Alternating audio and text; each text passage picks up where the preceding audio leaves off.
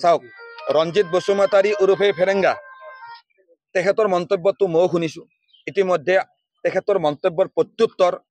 আমি কেবিএমচিৰ কেন্দ্ৰীয় সমিতিয়ে দিব বিচৰা নাই আমাৰ এবিএমচিৰ জিলা সমিতিসমূহে তেওঁৰ মন্তব্যৰ প্ৰত্যুত্তৰ ইতিমধ্যে সংবাদ মাধ্যমৰ জৰিয়তে দিছে যেহেতু আপুনি প্ৰশ্নটো সুধিছে মই কথাখিনি কওঁ আজি বিটিসি অঞ্চলৰ ল্যান্ড ৰেভিনিউ ডিপাৰ্টমেণ্টে হাজাৰ হাজাৰ পৰিয়ালক উচ্ছেদ কৰিবলৈ নোটিছ দিছে এবিএমচিয়ে বিটিসি চৰকাৰখনে চলোৱা উচ্ছেদৰ বিৰুদ্ধে ধাৰাবাহিকভাৱে আন্দোলন কৰি আহিছে ৰাজপথত আন্দোলন কৰিছে মহামান্য গুৱাহাটী উচ্চ ন্যায়ালয়তো আমি দ্বাৰস্থ হৈছো এই বিটিসি অঞ্চলৰ সংখ্যালঘু তথা বিভিন্ন জাতি জনগোষ্ঠীৰ ভূমিৰ অধিকাৰক লৈ যুঁজিবলৈ এবিএমচিয়ে সংগ্ৰাম কৰি আহিছে আৰু তাৰ কাৰণে কোনোবা প্ৰাক্তন এনডিএফবি নেতা ৰঞ্জিত বসুমতাৰীৰ ভাবুকি ৰঞ্জিত বসুমতাৰীৰ তুচ্ছ তাচ্ছল্যক আমি কোনো